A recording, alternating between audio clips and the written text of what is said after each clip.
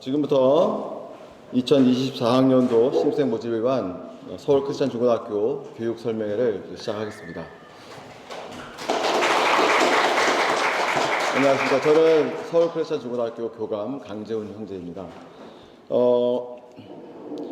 저희가 설명회를 몇 차례 했는데요. 그래서 아마 오늘 설명되는 내용들이 어떤 분들은 좀 익숙하신 분도 있으실 거고 좀 새롭게 다가오시는 분도 계실 거예요. 올해 저희가 이제 각 교사들하고 목사님하고 해서 아주 심도 있는 논의 끝에 저희 학교의 어떤 시스템, 그 1:1 코칭이라고 하는 그 시스템을 정의를 내리고 우리가 이제 이것을 항구적으로 가져갈 수 있는 그런 것들을 이제 정착을 시키기 위해서 노력을 많이 해서 결집이 되었는데요. 그래서 안내해드린 것처럼 제가 이제 브로셔를 만들었거든요. 여기에 저희 학교의 모든 시스템의 정수가 다 담겨 있어요, 사실은. 그래서 오늘은 이 내용을 중심으로 제가 설명을 드릴 거예요. 그리고 이 영상을 보시는 분 중에 혹시 연락을 주시면 이 브로셔를 댁으로 보내드리도록 이렇게 하겠습니다. 첫 번째로 저희 교훈이에요. 교훈입니다. 교훈 혹시 아세요? 저희 교훈? 학부모님들 빼고. 저희 교훈은 진리, 신실, 사랑입니다. 우리가 진리라고 하는 것은 여기 보신 것처럼 참된 하나님의 말씀인 한글 킹제임스 성경에 근거한 진리만을 가르치고 배우며 또 실천하는 것입니다. 그다음에 신실이라는 것은 주 예수 그리스도를 본받아 신실함으로 최선을 다한다는 것이고요. 사랑이라고 하는 것은 십자가에서 모든 것을 내어주신 예수님을 따라 사랑을 실천하는 것을 의미합니다. 네, 교육 목표입니다.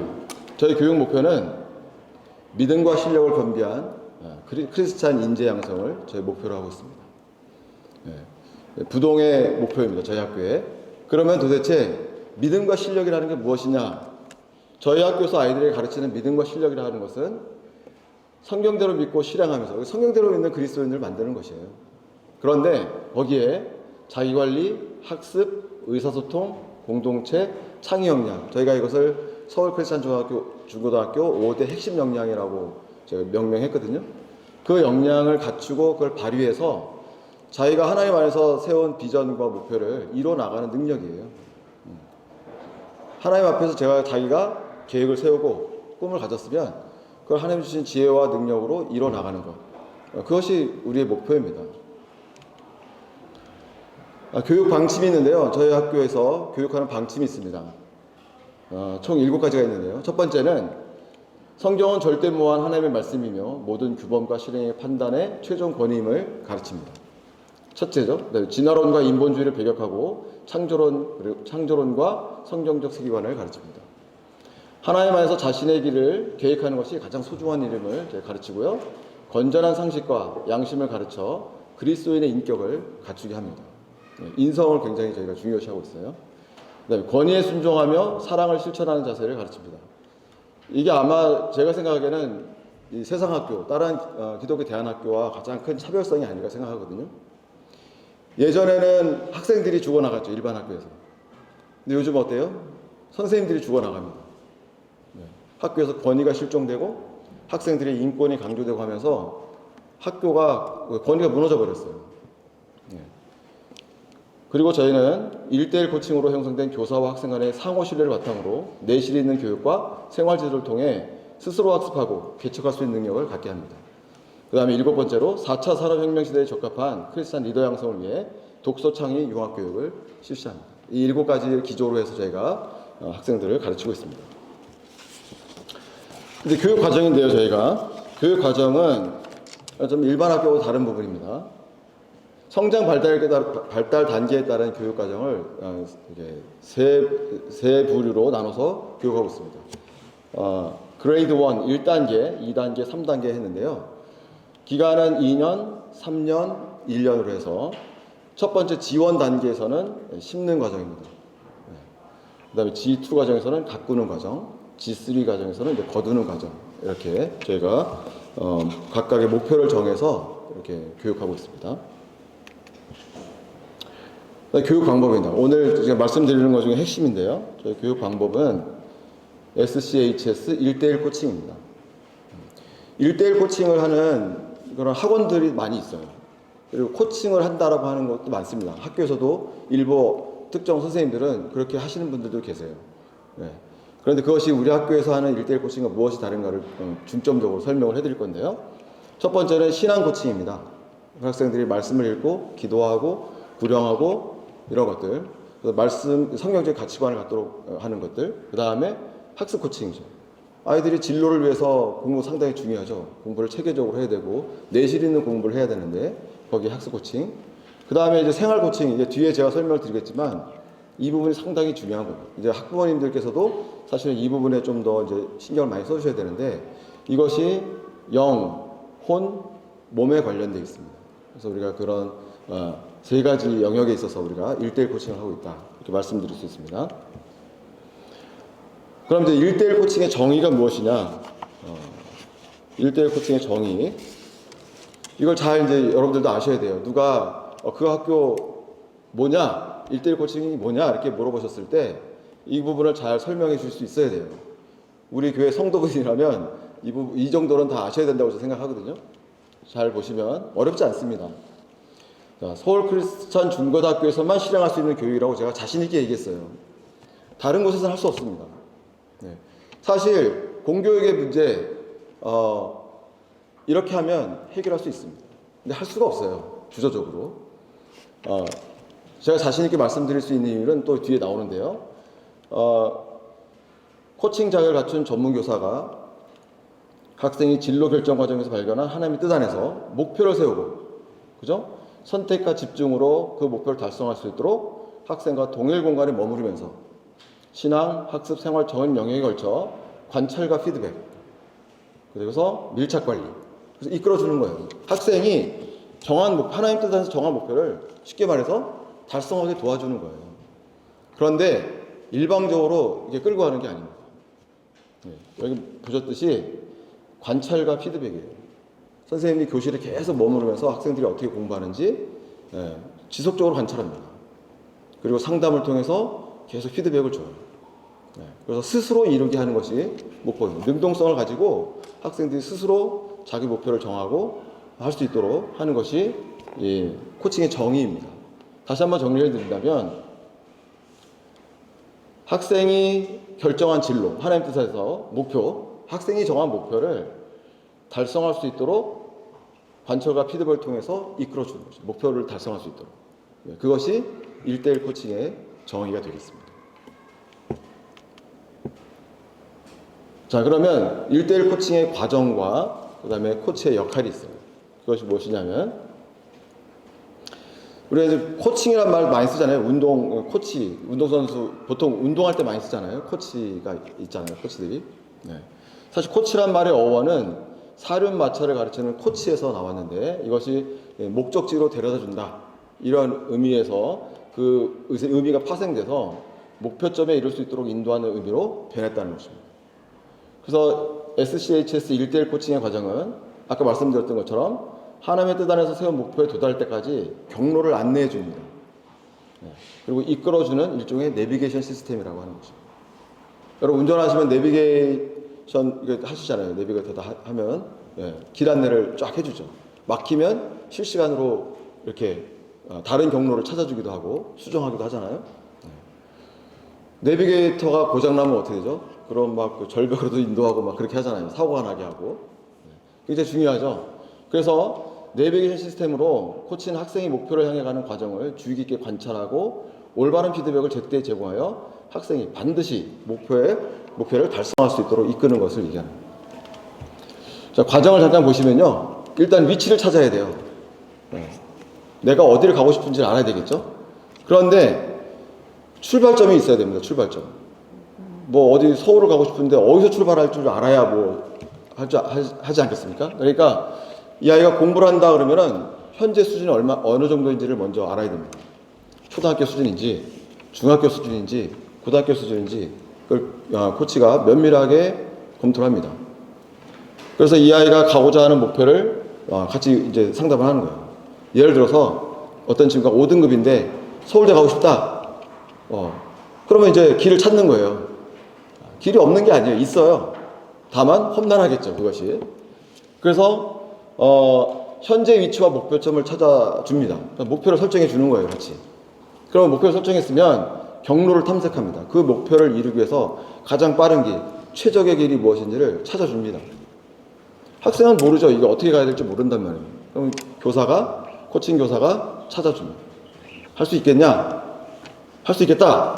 해보자. 출발하는 거예요, 그러면. 자, 출발하는데 경로를 선택했단 말이에요. 그 다음에 이제 경로 안내해 줍니다. 그러면 관찰과 피드백으로 학생이 문제 해결 과정에 집중할 수 있도록 도와주는 겁니다.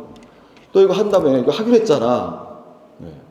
교적 채증도 심하고, 네. 기간은 정해져 있고, 그러면 경로를 재탐색해야 됩니다.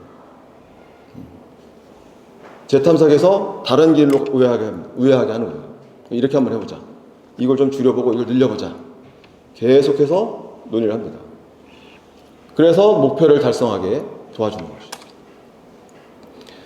때로는 목표를 수정할 수도 있습니다. 서울대는 안 되겠구나. 그럼 연대로 좀 낮춰보자. 낮출 수 있는 거예요. 거기에 맞는 또 목표가 나오는 거예요. 계속. 그걸 계속 해줍니다. 그런데 사실은 목표를 바꾸는 게 목적은 아니에요. 학생의 태도를 바꾸는 게 목표죠. 그거를 달성할 수 있도록. 근데 우리가 그렇게 쉽지 않습니다. 그래서 그 부분을 잘 조율하는 것이 코치의 역할이에요. 그래서 아이들과 성취감을 느끼면서 자기 목표에 다가설 수 있도록 자기의 역량을 최대한 끌어낼 수 이끄는 것이 코치의 역할입니다. 쉽지 않습니다, 사실. 그래서 목표를 달성하고 나면 또 다른 목표가 생깁니다. 그러면 거기 시작점으로 해서 이게 길게 봐서 대학 입시인데 예를 들어서 한 달, 일주일 또는 1년 단기 목표가 있으면 단기 목표가 달성됐을 때 거기를 기반으로 해서 다시 목표가 세워집니다. 그래서 이 순환 구조가 계속 일어납니다. 교실 안에서. 학생별로. 진도가 다 달라요. 네. 그래서 이런 어떤 밀착, 그 다음에 관찰, 제때 피드백. 제가 보면요, 선생님들 남아서 저녁에, 저희 학생들이 거의 다 기숙생활 하니까 8시고 9시고 불러서 계속 상담합니다. 한 학생을 상담할 때 보통 40-50분씩 해요. 네. 계속 씨름을 해야 됩니다. 그런 과정을 통해서 아이들이 목표를 달성할 수 있게 되는 것입니다. 교육 과정별 G1, G2, G3 말씀드렸는데 코칭의 목표가 있어요. G1 과정은 심는 과정이라고 했죠. 오전에 설교 말씀 심는 추세 법칙에서 설교해 주셨는데 G1은 중1, 2로 이루어졌습니다. 중1, 2 학생들로. 그러니까 뭐냐면 규정, 개념, 태도 등을 체계적으로 습득하고 자신만의 학습 방법과 생활 습관을 새롭게 형성해내는 과정이에요. 대부분 다 뜯어 고쳐야 됩니다. 네.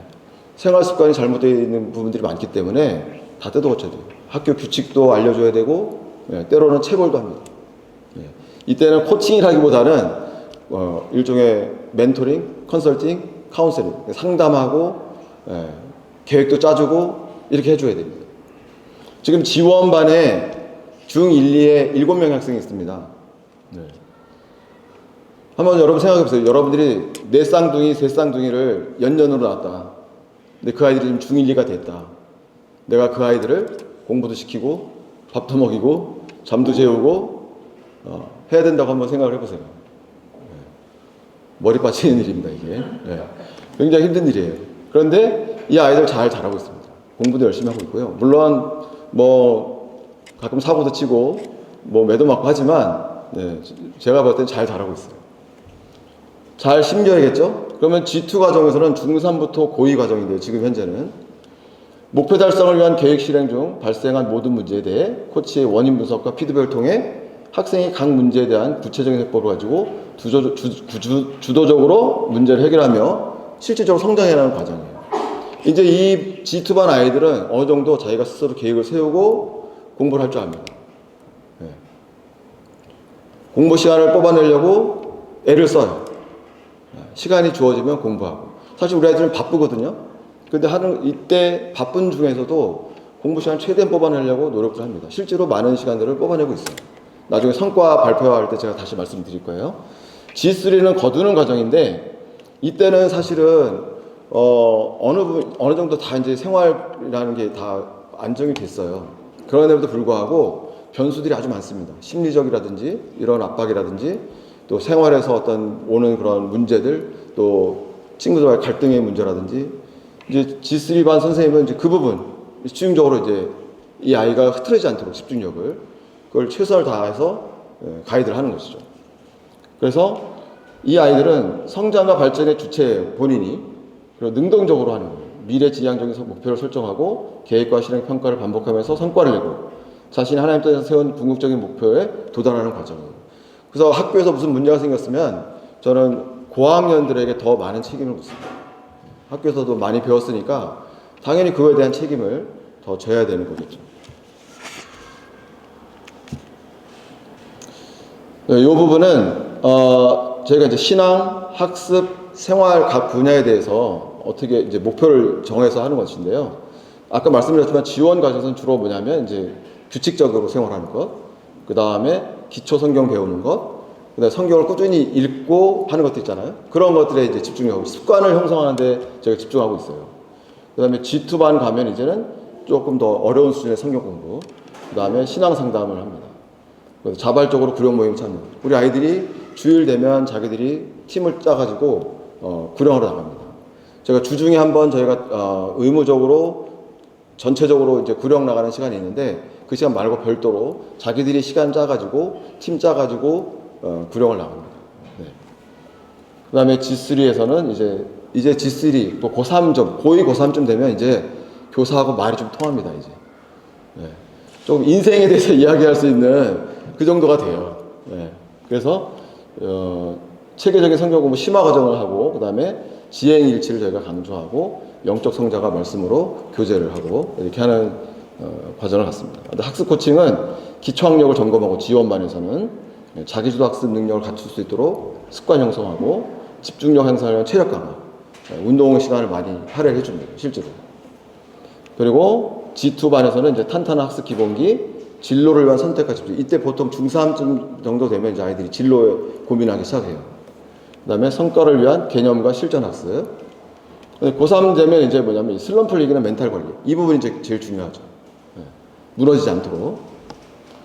그 다음에 생활 코칭은 이제 기초반 아이들, 이제 지원반 아이들은 이제 학교 적응을 위한 소양 교육, 그 다음에 교칙 훈련, 교칙 적응, 그 다음에 예절 및 질서 교육, 다양한 체험, 적성 찾는 예비 활동, 그 다음에 G2반은 규칙적인 생활 습관 형성, 그다음에 주도적이고 능동적인 자기 관리, 공동체 안에서의 자기 역할 수행, 그 다음에 섬기고 배려하는 인성운동.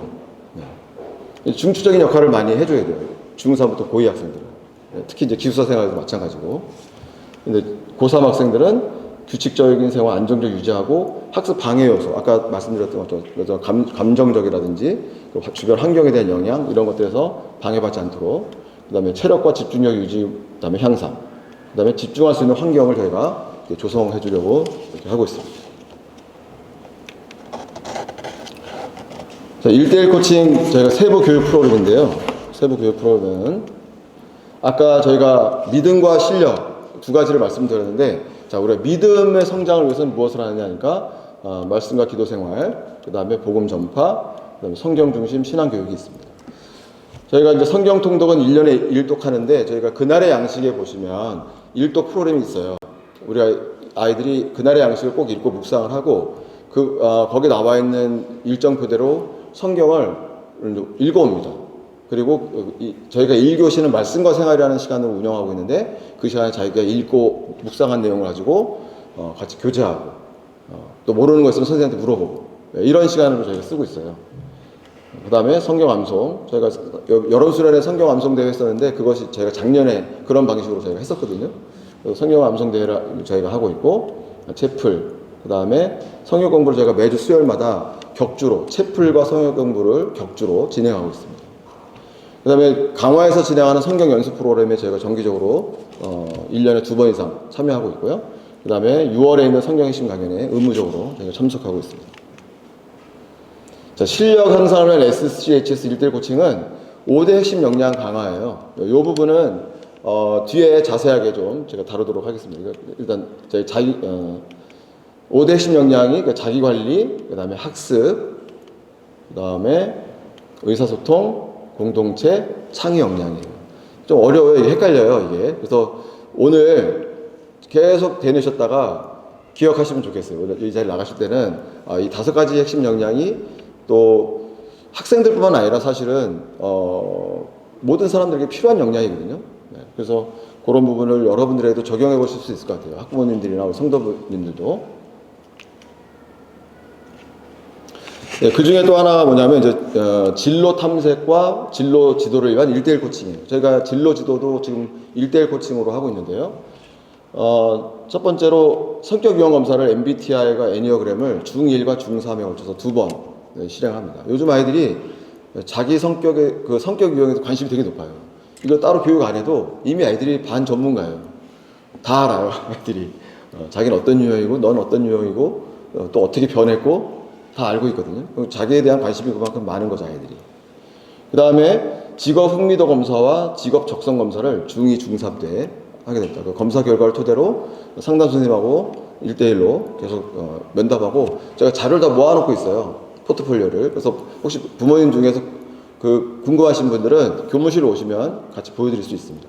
그 다음에 직업 가치관 검사, 진로 개발, 역량 검사도 고등학생들은 1년에 한 번씩 검사를 하고 있습니다. 또 학생이 원할 때는 또 저희가 수시로 할 수 있게 해주곤 있어요.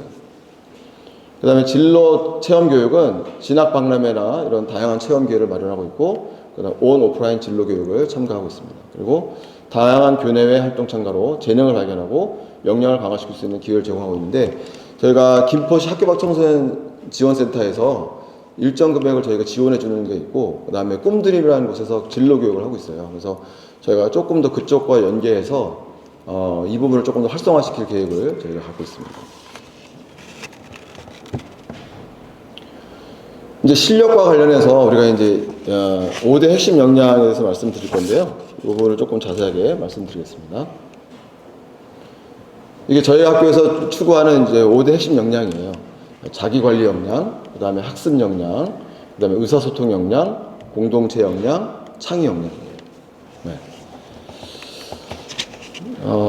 기본 기조는 우리가 1대1 코칭으로 다 이것이 이루어진다고 하는 것이에요. 그래서 지금 보시면은 이 자기관리 역량이 이제 담임 코칭 선생님이 이제 관리하는 게 2가지가 있는데, 그것이 자기관리와 학습 역량이에요. 그건 이제 담임 선생님이 그거를 평가하게 돼 있어요.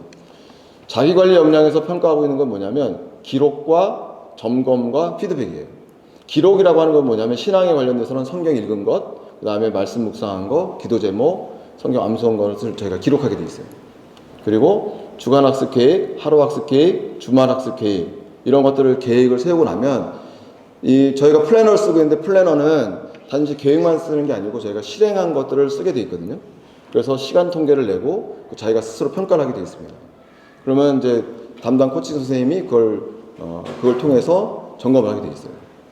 그리고 생활 코칭은 규칙 생활, 자고 일어나는 것 저희가 굉장히 강조하고 있거든요. 그 다음에 취침 시간과 기상 시간 엄격하게 저희가 통제하고 있고요. 그 다음에 여가 시간, 주말에 뭐 할 건지 미리 계획을 받고 저희 월요일날 오면은 그것이 이루어졌는지 저희가 점검을 합니다. 그 다음에 주말에 주로 이제 아이들이 특기 적성 활동 이렇게 방과 후 시간에는 할 수 있도록 하고 있습니다. 점검은 이제 정기 점검은 매주 월요일 지난 주말에 했던 것들을 월요일 아침에 점검을 해요. 그래서 매주 금요일에는 내일 주말 뭐 할 건지를 계획을 점검을 합니다. 그리고 학기별 중간 점검 및 학기 말 점검 상담을 하게 돼 있어요. 정기적으로 하는 것이고, 수시 점검은 주 2, 3회씩 저희가 하고 있는데요. 주간 계획 작성 여부.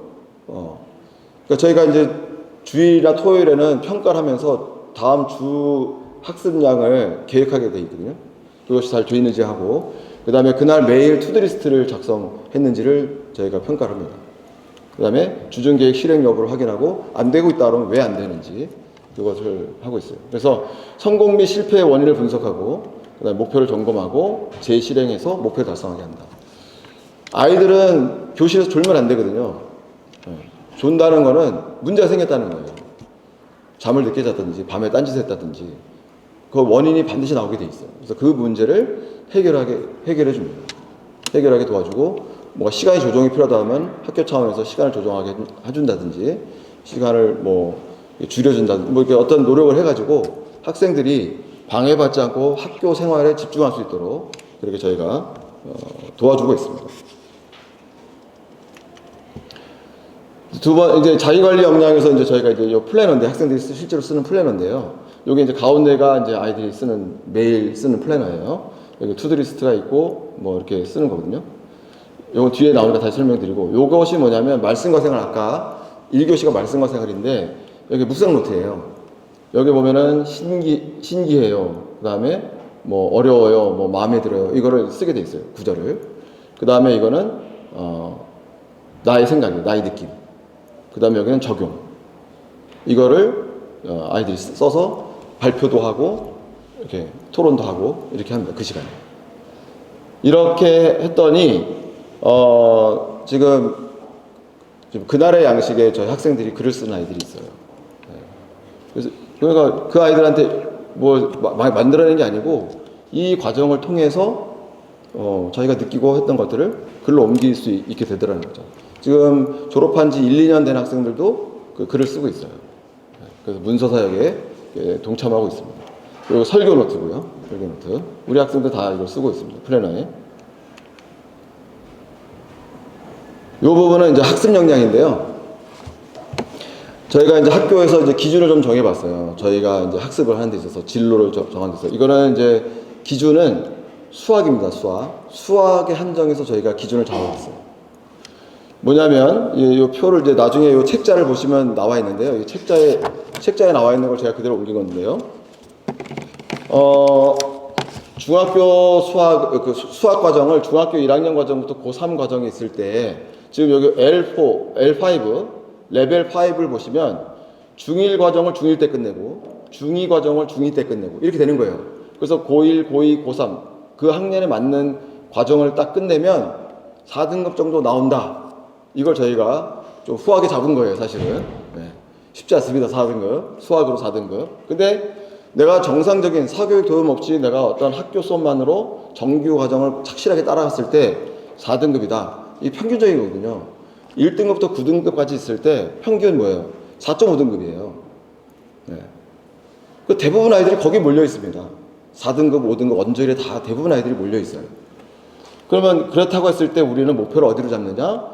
우리 학교에서 제공하는 이 코칭 시스템으로 사교육 도움 없이 착실하게 공부했을 때 L4를 1차 목표로 저희가 제시해 줍니다.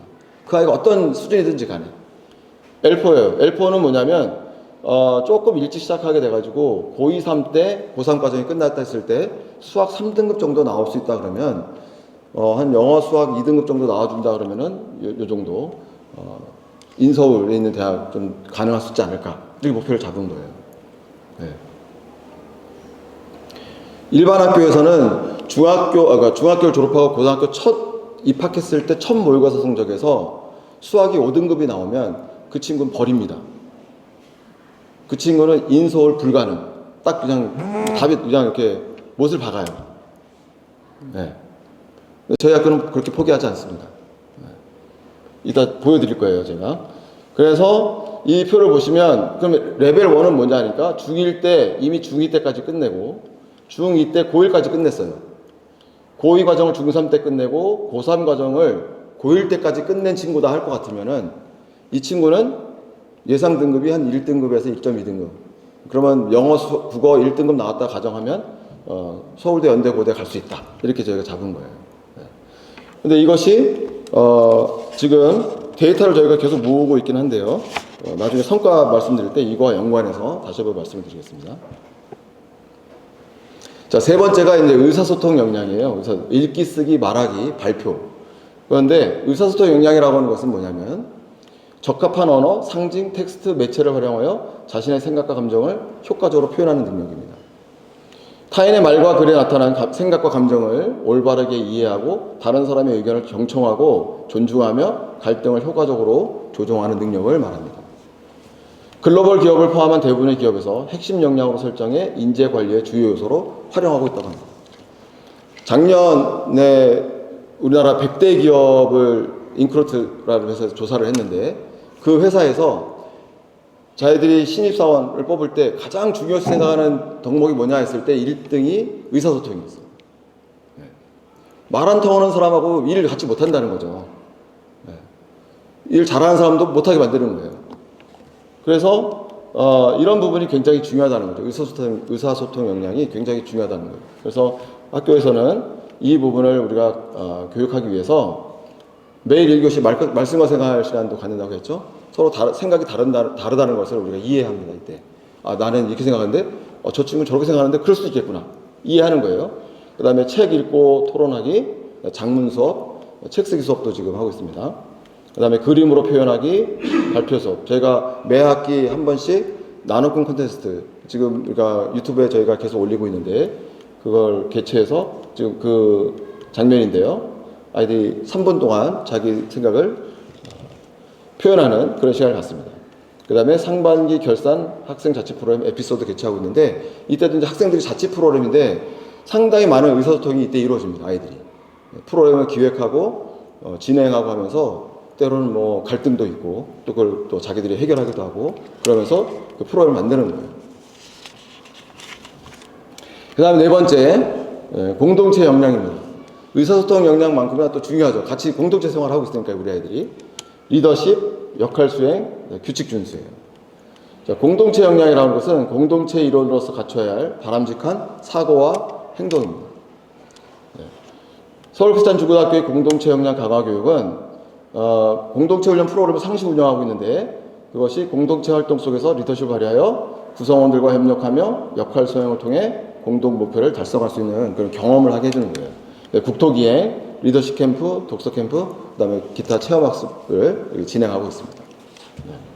그 다음에 협력 모둠학습으로는 태권도, 우리가 전교생이 지금 태권도 하고 있죠. 그 다음에 오케스트라 수업, 독서 창의 융합 수업 등을 통한 역할 수행을 학생들이 하면서 나 한 사람이 빠졌을 때 얼마나 학생들에게 영향을 끼치는가, 또 내가 열심히 했을 때 얼마나 그 단체에 내가 속한 공동체에 긍정적인 효과를 끼치는가를 매수간 이렇게 경험하게 합니다. 그 다음에 저희가 다섯 번째 창의 역량이에요. 사실 이 창의 역량이라고 하는 것이 제일 어렵습니다. 창의 역량을 강화시키기 위해서 무엇을 해야 될지 이게 잘 가늠되기도 어렵고 평가하기도 상당히 어렵거든요. 근데 우리가 융복합적 사고, 비판적 사고를 이제 길러주려고 하는 것인데 저희 학교에서 정의한 창의 역량이라는 것은 다양한 영역에서 창의적인 아이디어, 솔루션 및 접근 방식을 생성하고 적용하는 능력을 저희가 창의 역량이라고 정의했습니다. 창의성의 원리와 기법을 깊이 이해하고 혁신적인 개념을 효과적으로 구현하는 기술, 그 다음에 상상력, 독창성, 유연성, 틀 밖에서 생각하는 능력과 같은 특징을 포함하며 예술, 디자인, 문제 해결, 기업가 정신 등 많은 분야에서 개발되고 적용될 수 있는 기술을 말합니다. 다양한 경험을 융합하여 새로운 것을 창출하는 능력을 창의 역량이라고 저희가 정의를 했습니다. 그러면 저희 학교는 지금 이 창의 역량을 개발하기 위해서 독서 창의 융합 수업을 하고 있습니다. 이제 독서 기반으로 하고 있는 거예요. 창의 능력이라고 하는 것은. 그래서 독서, 그 다음에 토론, 창의 미술, 이 세 가지 활동을 매 학기마다 한 주제를 가지고 진행하고 있습니다. 일주일에 2시간씩 9번, 일주일에 4시간씩 해서 저희가 한 학기가 보통 8주에서 10주 되거든요. 그걸 이제 진행을 합니다. 독서를 기반으로 글의 의미를 발전시켜 목적과 상황에 맞게 그 의미를 재구성하는 거죠. 재구성하고 그 다음에 토론과 토의로 다양한 시각을 갖추며 생각의 근육과 통찰력을 길러 자기 논리를 수립한다. 그 다음에 자기 해석이 들어간 글과 시각 예술로 표현한다는 거죠. 그래서 작품을 구상하고 제작을 발표하는데요. 저희가 이 논문을 쓰는 것처럼 어떻게 하냐면 학생들한테 이제 그림을 그리게 할 거예요. 자기가 이제 배운 것들을 1년에 한 번씩 그림을 그려서 자기가 지금까지 배운 것들을 그 그림 한 장에 담아내게 할 거거든요. 그래서 올해는 지금 이따 보여드리겠지만 기본반은 중1, 2 아이들은 이제 중학생들은 포스터를 그리고 고등학생들은 협업을 해가지고 연표를 그렸어요. A3에다 그렸거든요. 그래서 제 생각은 지금 이제 고등학교 졸업할 고3 때는 저희가 이 수업 사이클이 지금 6년 사이클인데 저희가 학습은 5개년을 학습하고 나머지 1년은 저희가 그 그림 그리는 작업을 시킬 거예요. 1년 동안 저희가 이제 졸업 작품전을 발표할 수 있도록 그렇게 할 계획을 갖고 있습니다. 올해 가을 학기는 이 섭리로 보존된 성경의 유래와 그다음에 책들의 제왕 이 두 권으로 섭리로 보존된 성경의 유래라는 주제로 저희가 수업을 했어요. 이번에 추석 때문에 학기가 좀 짧아지면서 제가 6주 수업을 했는데 이 수업을 한 결과물을 제가 좀 보여드릴게요. 네. 이게 이제 중1 아이들이 그린 그림이에요. 포스터. 이게 아까 보여드린 그 교재를 아이가 충분히 공부하고 자기 나름대로 해석을 한 거예요. 이 그림들을 이제 발표하게 시켰더니 다양한 해석들이 나와요. 이 그림 왜 이렇게 그렸는지. 제가 여기서 일일이 다 말씀드릴 수는 없지만 사연이 있는 그림들이다. 이게 다. 네. 이 그림도 제가 놀랐는데 여기 밝게 빛나잖아요. 그죠? 여기는 없어요. 개혁성경하고 여기 공동 번역인데 없어. 그냥 나름의 자기들도 빛을 내고 있기 때문에 회색으로 했다라는 거예요. 네. 그래서 구원으로 인도하는 유람문 이렇게 그렸고 이 부분도 우리 포스터 있잖아요. 그걸 이제 해석한 거고 요거 이제 중학교 2학년 학생들 이렇게 그린 그림이에요. 조금 복잡해졌죠. 중2들이 중1보다는 그래도. 네. 그리고 이제 중3 여기 좀 칸에 넣으려고 뉘었는데 이거 이제 물로 표현한 거예요. 강물로. 여기 이제 중학생들은 기본반 아이들이 포스터로 그린 것이고 홈페이지에 다 제가 올려놨거든요.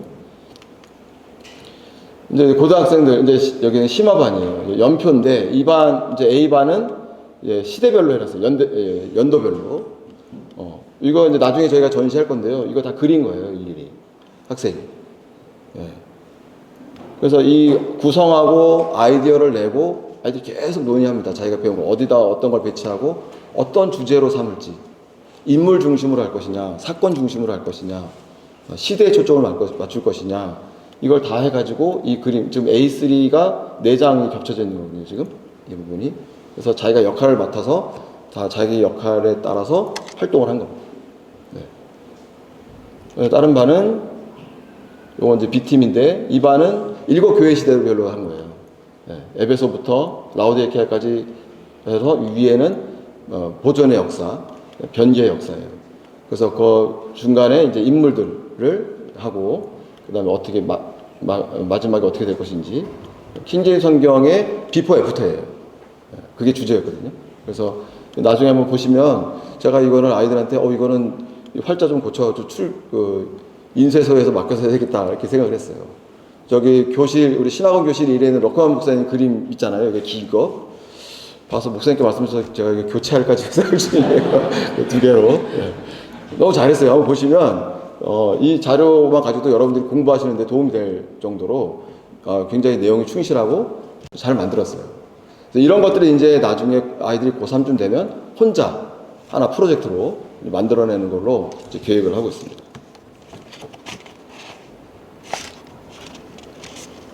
네, 교육 성과예요. 교육 성과를 말씀드리겠습니다. 사례와 성과를 말씀드리려고 하는데요.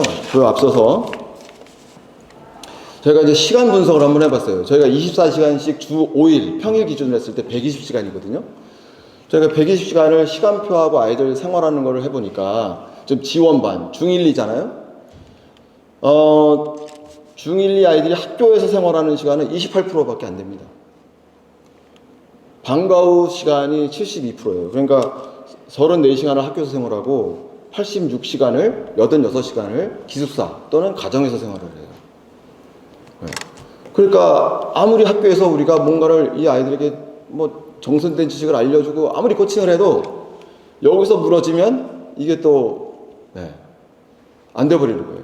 교육이 더딜 수밖에 없는 거예요. 교육 성과가. 그래서 저희 선생님들이 이 데이터를 뽑아보고 여기에 우리가 집중해야 되겠다는 거를 이제 알게 된 거죠. 그러니까 어떻게 보면 우리가 같이 막 자고 막 그런 건 아니지만 24시간 코칭을 해도 과언이 아닌 거죠. 아이들이 자는 것과 깨는 것. 그 사이에 벌어지는 일들은 뭐 사실 어떻게 알겠어요. 근데 그거, 먹는 거, 이런 것들을 가장 우리가 중점적으로 관리하고 있습니다. 그러니까 아까 말씀드렸지만 아이들은 졸면 안 돼요. 문제가 생긴 거예요. 아이들은 열심히 살아야 되거든요. 아이들 G2반 아이들 공부 열심히 하고 힘들기 때문에 일찍 잡니다. 그리고 4시 반 되면 5시 반 되면 일어나서 운동하고 공부해요. 네. 그러니까 힘들잖아요. 그럼 10시 반 되면 자야 돼요. 힘들어서. 네. G2반 되면은 이제 36%, 64%. 그죠? 44시간, 76시간. 이제 한 6대4 정도가 되는 거예요. 이제 고3 정도 돼야 학교에서 이제 남아서 공부하는 시간이 많으니까 이제 한 반반 정도 됩니다. 네. 그 전체적으로 봤을 때 우리가 G1, G2, G3 전체적으로 봤을 때 약 40% 정도를 학교 생활을 하고 60%를 가정 또는 기숙사에서 생활하는 거예요. 그래서 학부모님의 역할이 매우 중요합니다. 그래서 학부모의 역할이 굉장히 중요하고 앞으로 더 그 부분에 대해서 학부모님과 함께 할 수 있는 부분들을 좀 더 찾아보려고 합니다. 협력할 수 있는 부분을. 자, 코칭 사례를 말씀드려볼게요. G2반 기준인데요. 매일 시간 사용을 코칭합니다. 자기관리죠. 그래서 투두리스트 작성했는지 오전에 점검을 하고 그 다음에 오후에는 피드백을 합니다. 그것이 잘 이루어졌는지 오전에 내가 하기로 했던 것들이 잘 됐는지를 하고서 왜 실패했는지를 파악을 하는 거죠. 졸렸어요. 왜 졸렸어? 그 전날 왜 그랬어? 이렇게 되는 거예요. 네. 그래서 기상 시간, 수면 시간, 일일 학습 시간, 운동과 휴식 시간, 외출 빈도, 주말의 외출 빈도 이런 걸 점검해서 사용하지 못하면은 그걸 개선할 수 있는 방법을 찾는 거예요. 네. 물론 어쩔 때는 저희가 징계 차원에서 외출을 금지할 수도 있지만 너 이러면 외출하면 되겠어? 그럼 본인이 안 나가는 거죠. 네.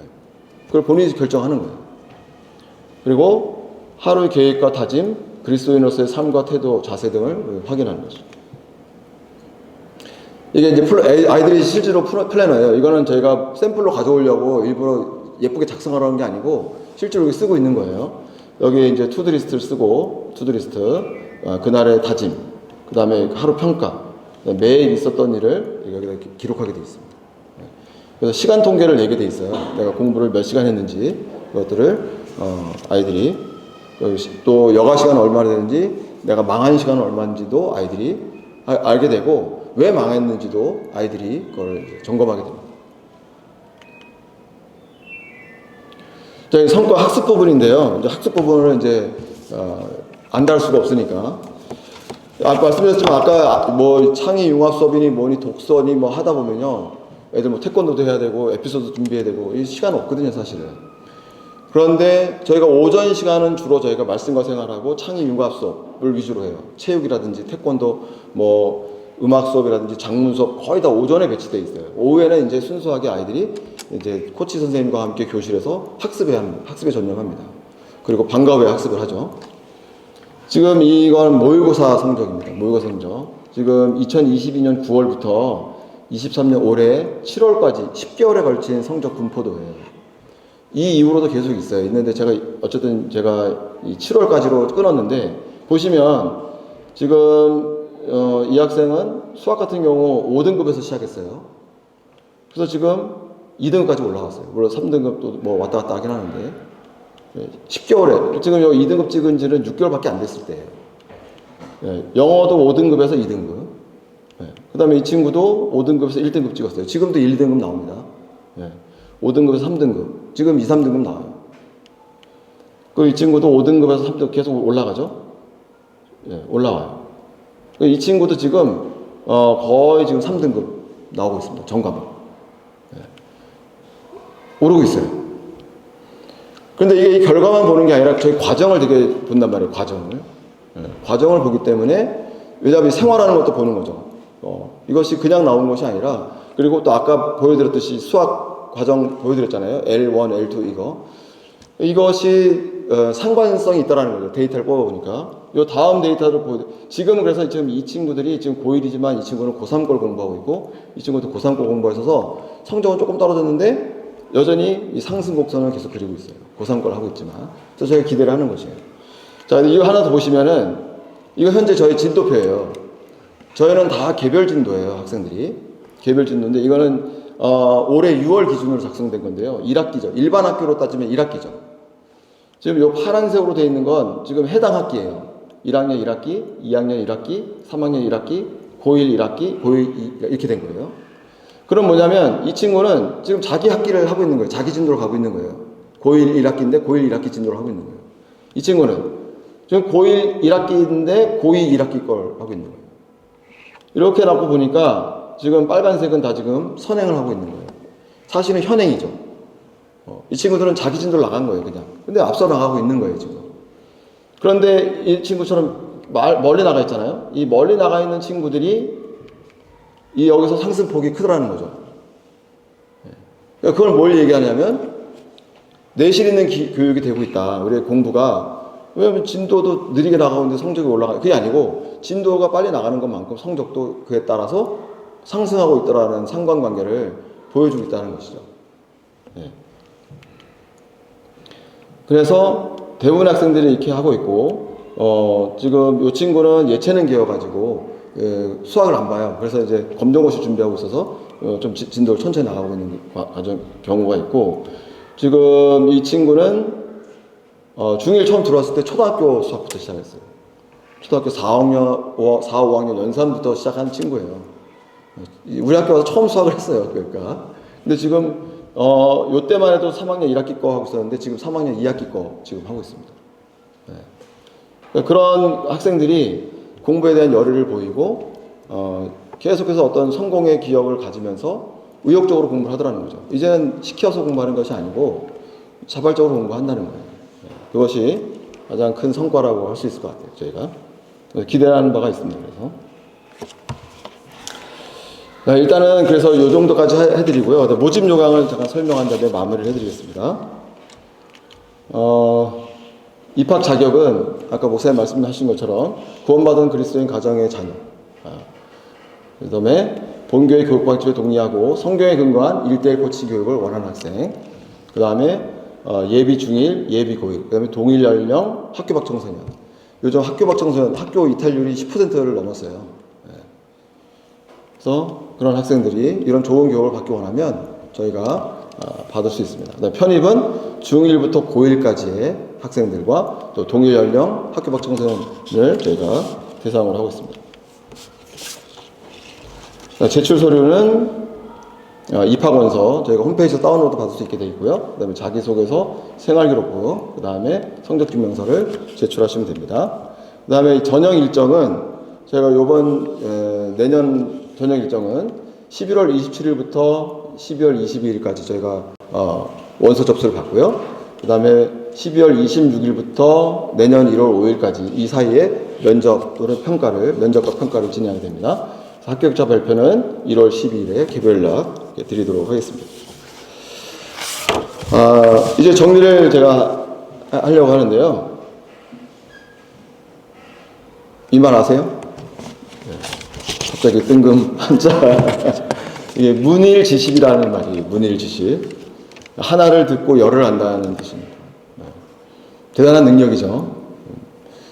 제가 이 발표를 준비하면서 또 우리 아이들을 이렇게 보면서 저희가 하는 교육이 이런 아이들을 만드는 게 아닐까 생각을 했어요. 하나를 듣고 열을 깨달으면 얼마나 그 학생이 똑똑하고, 그죠? 네. 근데 저는 조금 더 여기서 확산해가지고 우리는 다 이런 아이를 만들려고 하는데 사실 배움이라고 하는 것이 하나의 과정으로만 벌어지는 건 아니잖아요. 그죠? 아이들은 친구들한테도 배우고 부모님한테 배우고 선생님한테 배우고 때로는 실패를 통해서도 배우는 거죠. 네. 책을 읽다가도 배우는 거고 성경을 읽다가 배우고 그런 겁니다. 아까 수학 성적을 예로 말씀드렸지만 저는 이 아이가 수학을 정말 수학만 열심히 해가지고 수학 성적이 올랐다 그렇게 생각하지 않아요.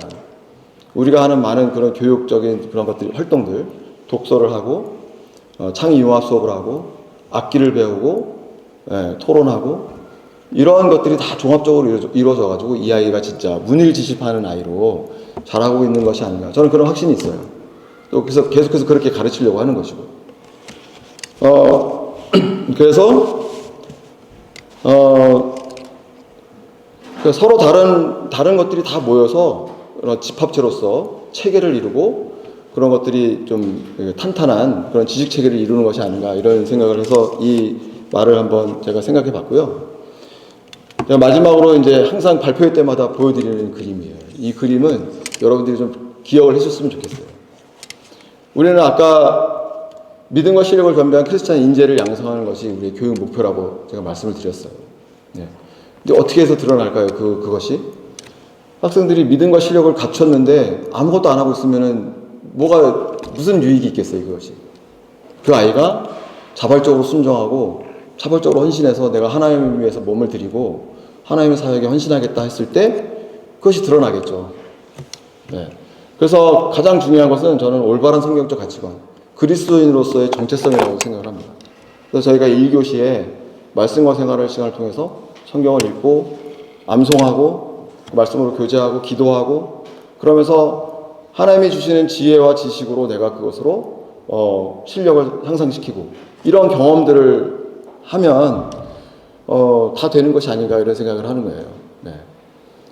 그런데 또 한편으로는 그럼 그것이 우리 아이들한테만 필요한 것인가? 네. 성경대로 믿는 그리스도인의 정체성이 우리 아이들한테만 필요한 것인가? 우리 부모님들의 성경적 가치관과 그리스도인으로서의 그런 정체성은 무엇인가를 한번 여쭙고 싶었어요. 네. 여러분들이 자녀에게 무엇을 도전하고 무엇을 물어보고 어떤 신호를 주는지 우리는 한번 이번 기회를 통해서 생각해봤으면 좋겠다 이런 생각이 들어요. 사실 보시면 이거를 기반으로 해서 올바른 성경적 가치관을 기반으로 해서 우리가 자기관리 역량, 의사소통, 공동체, 창의, 학습 역량 다 좋잖아요. 그죠? 어느 것 하나 중요하지 않은 게 없어요. 자, 한때는 학습이 굉장히 중요시되는 때가 있었고 공부한 자료도 이 자기가 설 자리가 있었어요. 네.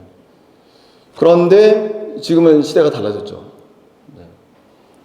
심지어 예전에 공부만 잘해도 뭐 취업 잘하고 뭐 대기업 가고 했던 때라 보면 성공한 사람들을 보면 가만 보면 다 이런 역량들을 갖췄던 사람들이에요. 그걸 강조하진 않았을 뿐이지 자기관리 역량이 안 되는 사람이 어떻게 공부를 하겠어요. 네. 의사소통이 안 되는데 공부만 한다고 한들 어떤 쓸모가 있겠냐는 거죠. 하버드 대학에서 7년간 사감 생활했던 사람이 인터뷰한 걸 제가 들었거든요. 하버드생들은 뭐 새벽 4시까지 공부한다는데 그 사람이 그러는 거예요. 그렇지 않다는 거죠. 하버드 대학에서는 공부만 잘해가지고 공부 잘하는 애가 하루 종일 친하게 공부해가지고 성적 좋게 나는 사람들을 전혀 인정하지 않는다는 거예요. 그러니까 하버드생들은 바쁘대요. 사회생활에도 열심히 한대요. 그러니까 학생회장도 하고 운동도 하고 악기도 하고 하면서도 A학점 맞아. 그러면 아주 존경한다는 거죠. 근데 물론 역량 차이는 다 있어요. 우리가 뭐 다 그렇게 되라는 법은 없겠죠. 그런데 여전히 선두에 서는 학생들은 그런 사람들이라는 거예요. 그럼 저는 그렇다 하더라도 우리 학교 학생들이 비록 우리 학교에 들어올 때는 성적도 낮고 역량도 부족했다 할지라도 우리가 이런 정체성 속에서 이런 교육들을 통해서 자기가 끌어올릴 수 있는 최대 역량을 끌어올려서 자기 가진 능력으로 하나님 섬기면 된다는 거죠. 네. 실제로 지금 우리 학교를 졸업한 1, 2년 이내 졸업한 학생들이 KBS 영상사역, 문서사역, 설교하는 일에, 구령하는 일에 헌신적으로 참여하고 있습니다. 저는 그것이 열매라고 생각하고요. 하나님께서 이 학교에 함께 계신다는 증거라고 생각하거든요. 저는 더 많은 아이들이 이 학교를 나와서 이런 역량들을 갖춰가지고 경쟁력 있는 인재가 되어가지고 하나님의 정말 헌신적으로 이렇게 참여하는, 그래서 열매를 내는 그런 학생들이 되었으면 좋겠다 이런 생각을 하는 거예요. 그래서 여러분들도 부모님들도 우리 아이들에게 공부했어? 이것만 너 공부한다며 이렇게만 물어보지 마시고 요즘 책은 뭐 읽고 있는지, 고민은 없는지, 생활하는데 불편한 건 없는지, 그 다음에 진로를 위해서 어떤 걸 하고 있는지 이런 것들을 좀 물어봐 주시라는 거죠. 가능하시면 아이가 읽고 있는 책을 같이 읽어보시고 또 성경 읽으면서 느낀 점이 뭐였는지. 요즘 아이들 한번 다이어리 플래너를 한번 봐주세요. 거기 뒤쪽에 보면은 설교 노트, 말씀과 생활 묵상 노트 다 있거든요. 그거 보면 자기가 느낌을 적어놓은 게 있어요. 그걸 왜 이렇게 생각했는지 그런 걸 가지고 대화하시고 하면은 진짜 우리 아이가 더 학교에서 배운 거 이상으로 더 많은 걸 배울 수 있다고 생각이 들어요. 네, 저희는 거들 뿐이죠. 네, 부모님들을 거들 뿐이에요. 그래서 부모님들이 그 역할만 좀 해주셔도 우리 아이들은 분명히 특색 있는 아이들로 하나님 안에서 개성 있고 능력 있고 실력 있고 믿음 있는 아이들로 자랄 것이라고 저는 확신합니다. 그래서 그런 부분에서 우리 학교와 교회와 학생, 가정 다 혼연일체가 돼서 우리 아이들이 하나님이 원하시는 인재, 하나님이 원하시는 일꾼으로 다 성장하게 되기를 바랍니다. 이상 발표를 마치겠습니다. 감사합니다.